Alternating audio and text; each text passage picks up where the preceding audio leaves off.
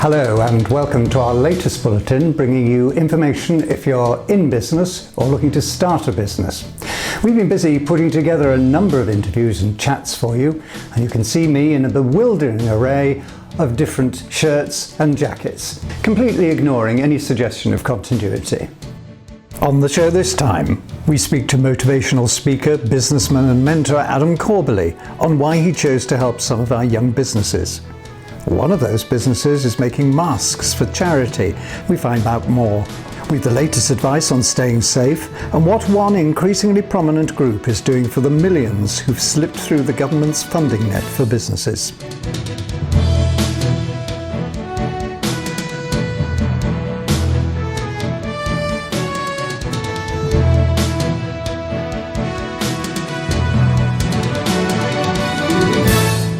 You may have received help in the past or be receiving help now from MC4C, and if so, you'll be in regular contact with us.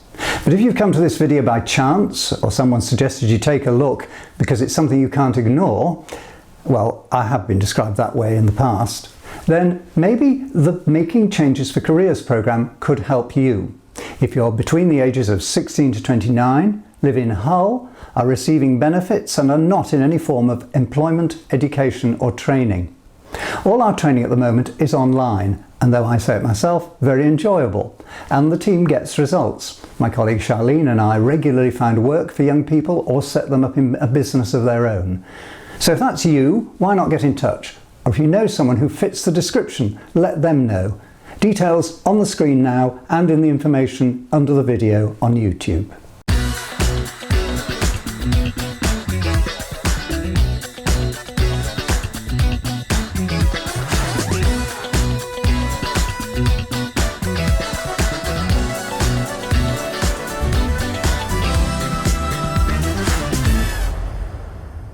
One of the ways we support young people is by allocating them further support beyond what we can give. We have over 100 experienced business owners and professionals working in the local community and elsewhere in the country, who we pair with our participants. One of these is Adam Corbally. Adam is a successful businessman who, after daydreaming through school, suddenly woke up and realised that the world didn't owe him a living. He learned work the hard way on his own market fruit stall, graduating to a mobile service before his career took off. He's appeared on shows from Total Wipeout to The Apprentice. He's now a successful professional speaker, motivating audiences with his story.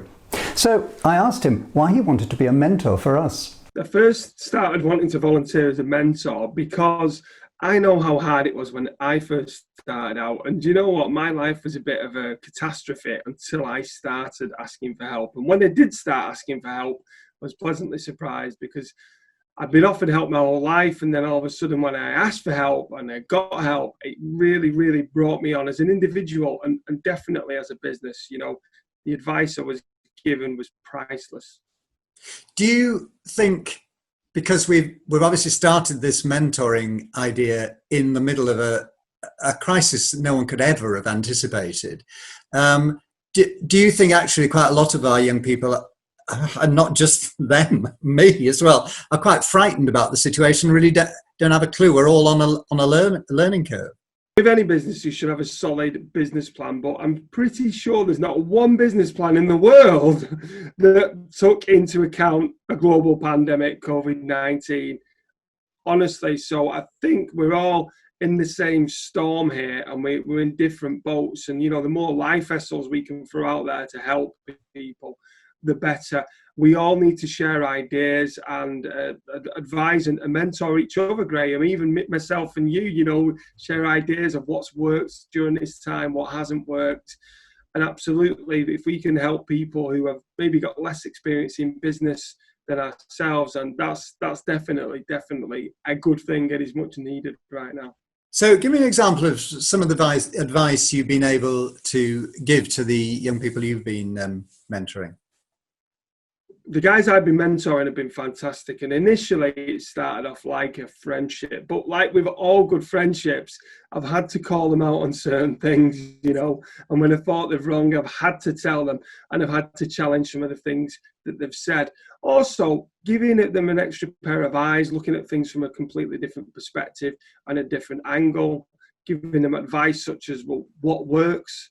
Do more of that then. So a lot of the time, I think people know what they should be doing, but as a mentor, it's a brilliant opportunity to get them accountable for what they should be doing and say, right, by next week, I want you to have done that. And we all benefit from that. Do you, how have you tackled your own situation, your own business? How have you kept that going? It's been a nightmare. I'm not going to lie, honestly, Graham. March the 12th, I had 60 odd bookings in. I'm a motivational speaker at events. That's the core of my business. And obviously, there's no events. And for the foreseeable future, there's going to be no gatherings or crowds of people. So I had to evolve very, very quickly. I had to start doing this very, very quickly. Zoom, Microsoft Teams, Google Classrooms, Google Hangouts, Google Meets. All these platforms I've had to get my head around, set up a little studio almost like yourself, Graham. And again, with the mentoring and everything, you gave me advice on what works with that, because that's your background and that's experience. And, the more you think about it, mentoring and helping and advising is probably what's got me through this with advice and help from other people. But actually, it's kept me sane as well and made me feel very productive helping other people too. At this point, Adam's internet dropped out, which explains why, when he reappeared, he was in another room with a better signal and arguably better decor. I started off down the markets in a cash-rich business, but luckily I had mentors who always said to me, pay your taxes. And I heard some terrible horror stories of some fantastic people I looked up to massively, had worked hard their whole lives, and then the tax man got hold of them and they lost everything. They were produced with bills that they couldn't pay because they'd spent the money. So I would say two things. Put your books in, make sure you've got a record, save all your receipts and do it properly, but also save for your tax, because it's so surprising the amount of people that don't, and they've had the money and they spent for the money. And then all of a sudden they seem so surprised when you get this tax bill. Pay your taxes. This is a great example of why you should, because you're going to be looked after if there is another big problem. And not only that, if you want to reinvest it in your business, if you want to go on and borrow some money, if you want to invest in some property, you need your tax returns to do that, because without them, no one's going to lend you a bean. So it's false economy trying to be clever, not doing your books on time and not paying your taxes. I'm a massive advocate of paying your taxes. Adam, thank you very much for talking to me. Finally, let me ask you, how do you think all this is going to end? What's the Corbally view of this? I don't think it's going to be as bad as the media make out. I hear every day on the news that, the housing market's collapsed, it's down 10%. That is, I don't like saying it, but that is fake news. The house prices are doing tremendously well. Things are selling above offers. The announcements yesterday and the money that's being pumped in and the saving on stamp duty. Wow, I think we will build our way out of it. I think the arts will bounce back, TV, film. I think construction's going to be absolutely booming. And I always say, life's what you make it. It really, really is. So there will be work out there. Will you have to evolve? Yes. You might get made redundant. Yes. It will be tough, and redundancy is not just about losing your wage at the end of the month. Sometimes it's about losing your identity and who you are. But I'd say, like every species in the world, mate, we've got to evolve, we've got to adapt, we've got to change. And if something's worth anything, it's usually worth scaring yourself a little bit to do. So I think every one of us is going to come out of it, but there's going to be a lot of hard work along the way. Adam Corbally. And if you'd like to volunteer to be a mentor for us, please get in touch with Hull's Youth Enterprise Manager, Charles Cracknell, via Facebook, Twitter, or the email below. A large number of young entrepreneurs in Hull and beyond have found that they are excluded from government schemes that have given support to larger businesses or those that can produce several years of accounts.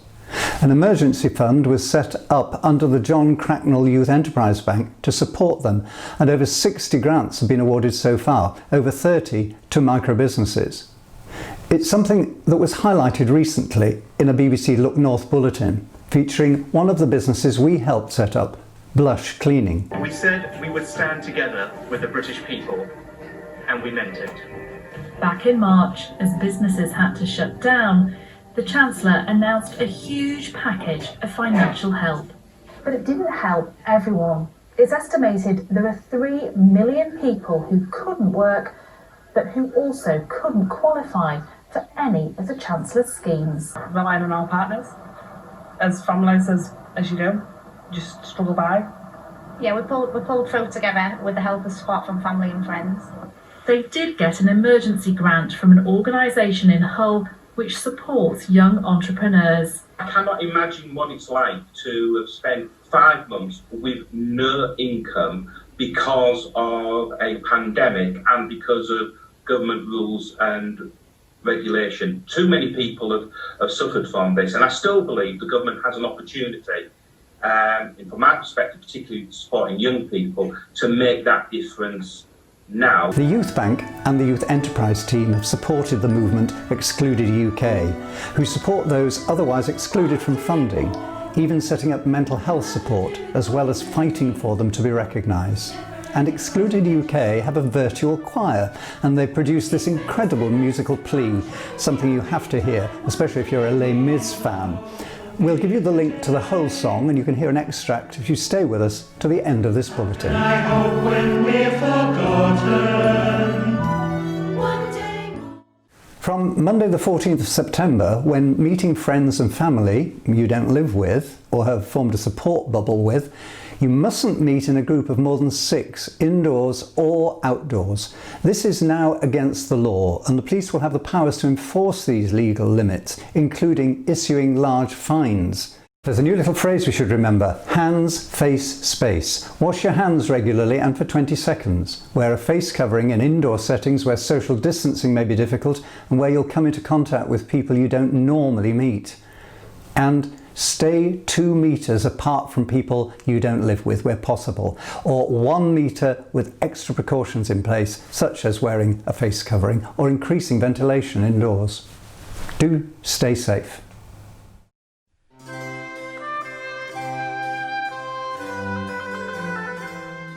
Laura Russell would probably have liked to have lived in the late 18th and early 19th centuries, in the age of Jane Austen. She runs Russell's Emporium, selling a range of period costumes and accessories. In normal times, Laura's a regular at costume balls in historical settings such as the city of Bath. But during COVID, as she told me, she's been turning her attention to mask making. We started making masks back in January because obviously my mum works for the NHS. She's been working for the NHS for a long time. And, you know, she obviously wears masks every day for patients and things. And we thought this was way before the mandate for wearing masks came in. And we thought, you know, it's best to be prepared just in case than not be prepared at all. So we've just been asking for a donation to Dove House Hospice. So we've been making them essentially for free. We're just asking for a donation. We've put them on the app next door, just as like a local thing. We've also had them just out in our little porch, and we've had them on the front of the garage, and just trying to make more people aware that actually, you know, if this could come, and now it has, where we have to make masks. Oh, you've got some there, yeah? Yeah, so this is one that's half made, and then this one is, I've just got to put the string in, and then they just come out like that. This is a triple layered mask, but actually due to people sort of coming in and then coming back, they said, well, you know, can you make some double layer ones instead? Like, yeah, of course we can. And some double layer, but then you can put your own filter in. So we've taken on customer feedback, and actually said, you know what, yes we can, of course we can. So we send them everywhere, which is great. So it doesn't have to be, you know, we can send them anywhere. We're not even asking for the cover of postage, we just ask for a donation. And what, a variety of materials? Yes, this one, which I've just been throwing up, this one's actually made from, because I'm thinking about, hang on, yeah, this is actually a double layer one. You know, we're trying to make them out of 100% cotton, but nothing too heavy, heavy on your face, which, you know, which is important, but also we're trying to use up scraps as much as we can, so we're trying to be as eco-friendly as possible. But so if people want to buy these, is the best way to go to your Etsy site? Yeah, you can go to on Etsy, or we are on Nextdoor, and also we are on Facebook as well. So yeah, or they can get me through my Instagram account, so they can get to me through that. So if they want to, I won't charge postage because we don't feel as though we need to. But we've made over £100 for Dove House Hospice. Laura Russell, and that's all from this latest bulletin. Stay safe and stay in touch, and listen now to part of this plea from the incredible Excluded UK choir of over 100 excluded members. If you're on Twitter, please tweet using this hashtag. After hearing this, you'll want to say something. Many choir members are young entrepreneurs who've never met, but they all came together to perform a powerful message to Chancellor Rishi Sunak after 5 months with no access to government COVID support schemes, leading to a loss of businesses, livelihoods and careers. Yet they all sing with passion and determination and hope that one day there'll be more.